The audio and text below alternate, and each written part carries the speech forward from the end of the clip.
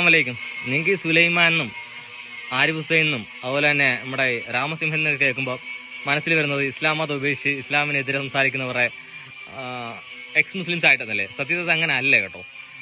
നമ്മൾ തമ്മിലുള്ള പ്രഥമ ദൃഷ്ടിയ നമ്മൾ തമ്മിൽ ഇച്ചിരി അകൽച്ചയിലാണെങ്കിൽ നമ്മൾ തമ്മിലുള്ള പൊളിറ്റിക്കൽ ഇസ്ലാമുമായിട്ട് അവരുടെ അന്തർധാര വളരെ സജീവമാണ്.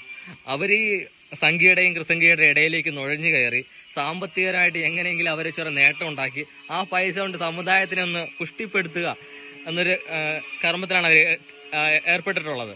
നമുക്ക് പൊതുവെ കാണുമ്പോൾ അവർ ഇസ്ലാമിനെ വിമർശിക്കുന്നതായിട്ടും മുസ്ലിങ്ങളെ കുറ്റം പറയുന്നതായിട്ടും റസൂലിനെയും സഹാബാക്കളെയും ഇസ്ലാമിക വിശ്വാസങ്ങളെയൊക്കെ കുറ്റപ്പെടുന്നതായിട്ട് നമുക്ക് വെറുതെ തോന്നും. അത് കണ്ടിട്ട് നിങ്ങൾ ഒരിക്കലും വിഷമിക്കില്ല, അവർക്ക് എതിരെ നിങ്ങൾ പ്രാർത്ഥിക്കരുത്, അവർക്കെതിരെ ഒന്നും ചെയ്യരുത്. കാരണം ഞാൻ പറഞ്ഞല്ലോ, ഇവര് ഇസ്ലാമിന് വേണ്ടി ജിഹാദാണ് നടത്തിക്കുന്നത്. ട്രോജൻ കുതിരകളായിട്ട് ഇസ്ലാമിന് വേണ്ടി ഒരു ജിഹാദാണ്, മഹത്തായ ജിഹാദാണ് നടത്തിക്കൊണ്ടിരിക്കുന്നത്. ഈ സംഖ്യകളെയും ക്രിസംഖ്യകളെയും സാമ്പത്തികമായിട്ട് തകർക്കുകയും അവരിന്ന് പറ്റുന്ന അത്രയും പൈസ മുതലാക്കി അത് ഇസ്ലാമിന്റെ വളർച്ചയ്ക്കായി ഉപയോഗിക്കാൻ വേണ്ടിയിട്ടുള്ള ഒരു മഹത്തായ ജിഹാദാണ് നടത്തിക്കൊണ്ടിരിക്കുന്നത്. അവർക്ക് വേണ്ടി ഇൻഷാ അല്ലാഹ് നിങ്ങൾ എല്ലാവർക്കും ദുആ ചെയ്യണം. ഇത് പക്ഷേ ഈ പറയുന്നത് എന്റെ നിലപാടല്ല കേട്ടോ, നമ്മുടെ ഈ കാസ കുഞ്ഞാടുകളുടെ ഒരു ഈയിടയ്ക്ക് വന്ന അഭിപ്രായമാണിത്.